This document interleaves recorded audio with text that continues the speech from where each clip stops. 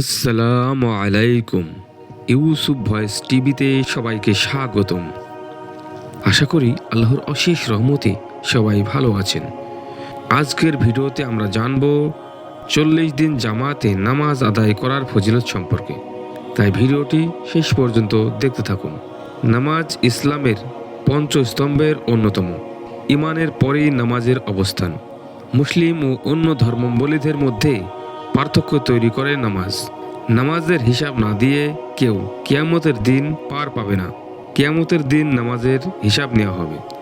হযরত আবু হুরায়রা রাদিয়াল্লাহু তাআলা আনহু থেকে বর্ণিত, তিনি বলেন, রাসূল সাল্লাল্লাহু আলাইহি ওয়াসাল্লাম বলেছেন, নিশ্চয় কিয়ামতের দিন বান্দার যে কাজের হিসাব সর্বপ্রথম নেওয়া হবে তা হচ্ছে নামাজ। যদি তা সঠিক হয় তাহলে সে পরিত্রাণ পাবে, আর যদি নামাজ খারাপ হয় তাহলে সে ব্যর্থ ও ক্ষতিগ্রস্ত হবে। যদি তার ফরজের মধ্যে কিছু কম পড়ে যায় তাহলে আল্লাহ তাআলা বলবেন, দেখো তো আমার বান্দার কিছু নফল ইবাদত আছে কিনা, যা দিয়ে ফরজের ঘাটতি পূরণ করে দেওয়া হবে। অতঃপর তার অবশিষ্ট সমস্ত আমলের হিসাব ওইভাবে গৃহীত হবে। ইসলামে নামাজ আদায়ের প্রতি যত্নবান হওয়ার পাশাপাশি জামাতে তাকবীরে উলার প্রথম তাকবীরের সঙ্গে নামাজ আদায়ে বিশেষভাবে গুরুত্ব দেওয়া হয়েছে। এ বিষয়ে হযরত আনাস রাদিয়াল্লাহু তাআলা আনহু থেকে বর্ণিত এক হাদিসে নবীজি সাল্লাল্লাহু আলাইহি সাল্লাম বলেন, যে ব্যক্তি 40 দিন জামাতে নামাজ আদায় করবে এবং সে প্রথম তাকবীরও পাবে, তার জন্য 2টি মুক্তির পরোয়ানা লেখা হবে। 1 জাহান্নাম থেকে মুক্তি, 2 নেফাক থেকে মুক্তি। সুনানে তিরমিজি হাদিস।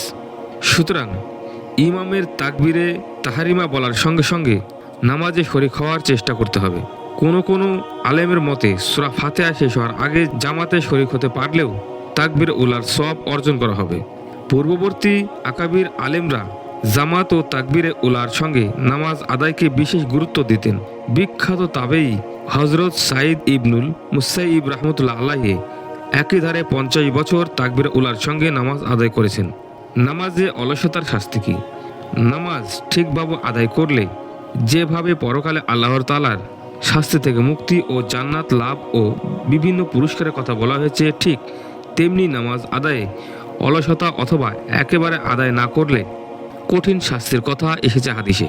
এই বিষয়ে রাসূল সাল্লাল্লাহু আলাইহি সাল্লাম বলেন, আমার প্রাণ যার হাতে তার শপথ করে বলছি, আমার ইচ্ছা হয় আমি কাঠ সংগ্রহ করার নির্দেশ দিই আর নামাজের আজান দেওয়ার জন্য হুকুম দিই। তারপর আমি এক ব্যক্তিকে হুকুম করি যেন সে লোকেদের নামাজের ইমামতি করে, আর আমি ওই সব লোকেদের দিকে যাই যারা নামাজের জামাতে হাজির হয়নি এবং তাদের বাড়ি ঘরগুলো আগুন দিয়ে জ্বালিয়ে দিই। বুখারী হাদিস 618। নামাজ ঠিকমতো আদায় না করলে পরকালে কঠিন শাস্তির পাশাপাশি দুনিয়াতেও 6টি আযাবের সম্মুখীন হতে হবে। নম্বর 1, জীবনের বরকত উঠিয়ে নেওয়া হবে। 2, চেহারা থেকে নূর ও জ্যোতি উঠিয়ে নেওয়া হবে। 3, ভালো কাজ করলে তার সুফল ভোগ করতে পারবে না।